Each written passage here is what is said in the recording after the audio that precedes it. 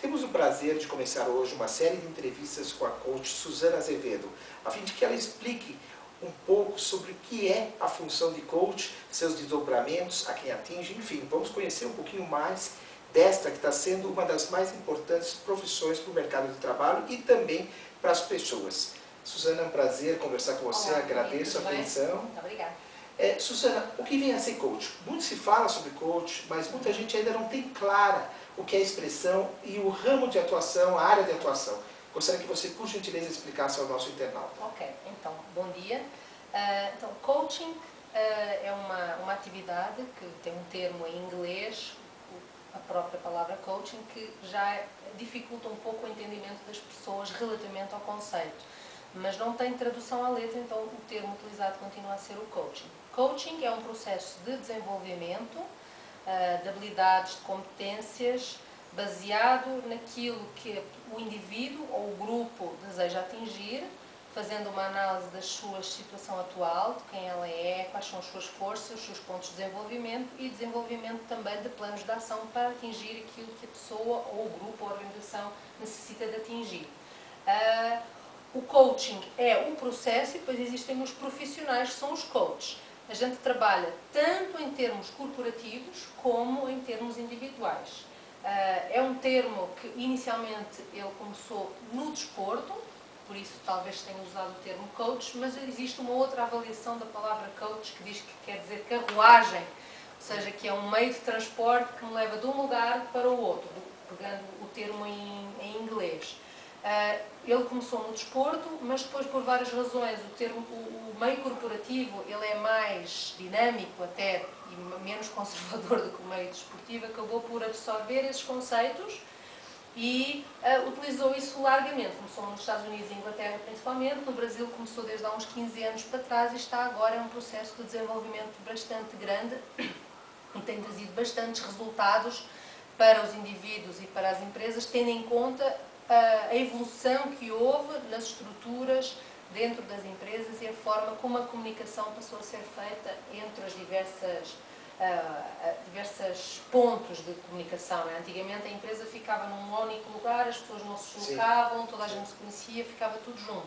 Hoje em dia nós temos estruturas mais achatadas, níveis hierárquicos em que a decisão também tem que ser colocada lá no terreno, temos fábrica no Brasil, na China, na Conchichina, então obriga a ter sistemas de gestão e de coordenação e de desenvolvimento de pessoas diferenciados. E o coaching adapta-se muito bem a esse processo porque ele ajuda as pessoas a saber quem elas são, o que elas sabem fazer bem, o que elas necessitam de desenvolver, ajuda a saber exatamente o que é que ela quer e o que é importante, ajuda a empresa também a definir essas metas e depois o plano de ação. Tudo centrado em ações com resultados. Se não tiver resultados, não está funcionando. Agora, Suzana, como nós podemos definir uma diferença entre coaching e consultoria? Então, vamos falar na consultoria, na terapia, na mentoria, talvez para pôr os três conceitos principais em cima da mesa. Então, o coach, quando entra dentro de uma organização ou fala com um indivíduo ou uma pessoa, ela não entra como especialista de um assunto. Ou seja, eu não vou lá para dizer à pessoa o que ela tem que fazer. Eu posso partilhar com ela, já mais para a frente no processo, outras formas de resolver problemas ou de chegar a certos resultados pela minha experiência profissional ou pelos outros clientes que eu atendo que às vezes fizeram coisas de outra maneira. Eu disse, eu já vi desta maneira, daquela. Mas no fim, quem define o que e como vai ser feito é o cliente. Eu, como coach, estou num processo de o ajudar a ver toda a imagem. Ou seja, se eu decidi este caminho, quais são os prós, os contras, quais são as consequências das minhas ações e a pessoa estar preparada para viver com essas consequências.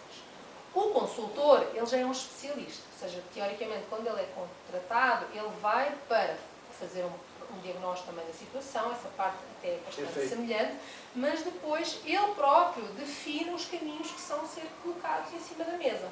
É ele que é o especialista, diz, olha, vamos fazer desta maneira. Depois existem consultores que ajudam na implementação, outros que pura e simplesmente dão a implantação à empresa, não é? Mas o consultor dá o caminho. Eu, como coach, não dou o caminho. Como coach, você dá igual aquela fórmula de informática, if then, se vai assim, você dá os caminhos. Na realidade eu não dou, eu faço perguntas. O processo de coaching, ele entra muito... Instigador, ou seja, então vamos ver, vamos analisar este caminho. Se você for por este caminho, quais são os possíveis pontos positivos dele? Quais são as consequências erradas que você pode não estar preparado para assumir? Quais são as barreiras? Até que ponto é que você está preparado para isso? Então, tentar clarificar o máximo as coisas que acontecem para que a pessoa então tome a decisão. Eu não vou dizer, olha, já viste que isto vai ser assim? Olha, se fizeres desta maneira vai acontecer isto, isto, isto. Não, eu não digo isso. Olha, o que é que pode acontecer se você fizer desta maneira? O cenário que se Ou então, o que é que está acontecendo, sabendo que você está fazendo desta maneira, o que é que está acontecendo? Isto. Então, isto é aquilo que você deseja? Não. Então, se você continuar fazendo da mesma maneira, o que é que vai acontecer? Então, na verdade, o coach, ele tira a empresa e o indivíduo da zona de conforto. Tira. Ou seja, é importantíssimo. Isso. Por exemplo, há muita gente que faz a ligação do coach com o terapeuta, não é? Então, o terapeuta tem uma parte, ou a psicologia tem uma parte que é parecida com o coaching, ou também com o próprio consultor, que tem a ver com a questão de criar empatia com o cliente, ou com a pessoa, para que a pessoa entre num clima de confiança, porque é uma relação de confiança. Então, claro. Isso é o que é de comum entre as diversas áreas. Depois, as metodologias aplicadas são diferentes. Então, dentro dessa linha, o coaching, e como há muita gente que mistura com a terapia, ele não é uma coisa de passar as mãozinhas nas costas. A gente diz, mas isso é coaching, ele vai falar, pode fazer o que ele quiser, isso tudo. Não é bem assim. É assim, por um lado a pessoa vai falar para ela se conhecer melhor, mas depois ela que é claramente responsável pelas suas ações e ela que é claramente responsável pelos resultados. Não existe cá desculpas. Fui eu que decidi, o resultado é teu. Não foi o chefe, não foi o coisa, não foi não sei quem. Um dos conceitos principais do coaching é a pessoa tomar a noção que ela é que é o responsável pela sua vida. E ela não é vítima da sua vida. Então aí, o que podemos diferenciar o coaching do terapeuta, nesse sentido? Porque o terapeuta também tem de chamar a atenção, não? Tem de chamar a atenção, mas o terapeuta, ele pega na pessoa e ela quer saber quem é essa pessoa, como é que ela chegou lá, e para a pessoa se sentir confortável com a pessoa que ela é. Perfeito. O coach, ela quer saber quem é aquela pessoa e o que é que ela vai fazer daqui para a frente. Com coisas bem pragmáticas.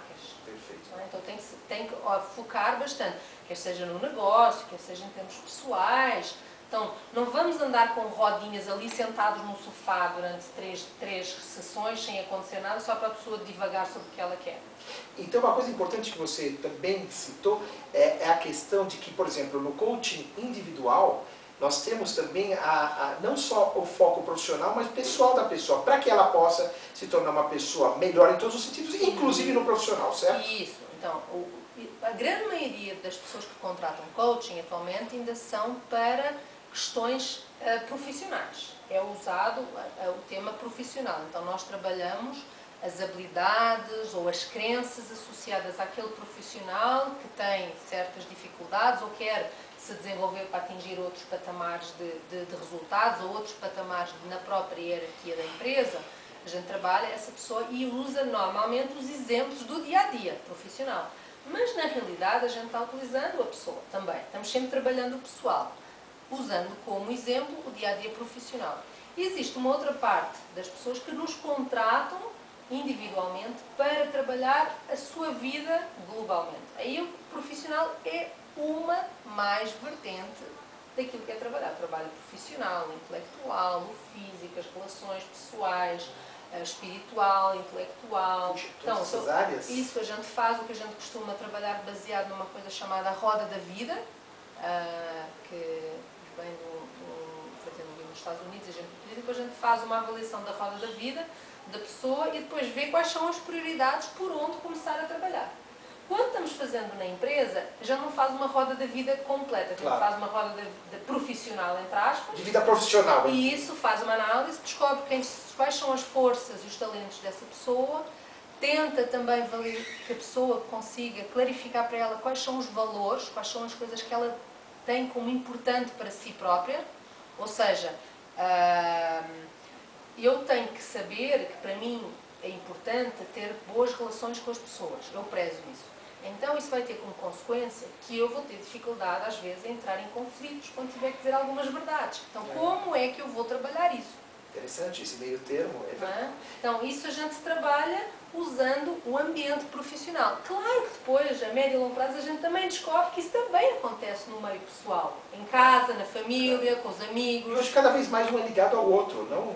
As coisas estão bastante ligadas. Agora, como você trabalha esse conceito aliado à inteligência emocional, à inteligência ética, enfim, existem alguns conceitos novos que são integrados ao trabalho de coaching? Sim, e são conceitos que nós trazemos para dentro, digamos, desse grande cozinhado, não é? Sim. Esse cozinhado, acaba por ser um cozinhado.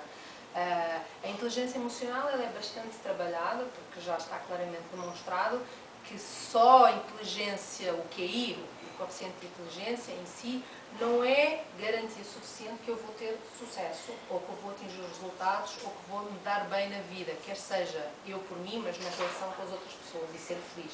Então, e descobriu-se já há bastante tempo que a forma como eu gerencio as minhas emoções, a forma como eu sou capaz de olhar para o meu ego e às vezes respirar fundo e lidar com as outras pessoas para entender o que é que está por trás das ações das outras pessoas é mais importante do que eu ser um excelente técnico, ser uma pessoa super inteligente em termos de clareza de como é que as coisas funcionam processualmente. Então, a inteligência emocional é um dos conceitos que a gente trabalha bastante e apresenta sempre aos nossos clientes do coaching, inicialmente como uma ferramenta e depois, conforme o cliente, a gente pinça num lado, pinça no outro, vê onde é que está a dificuldade, não é?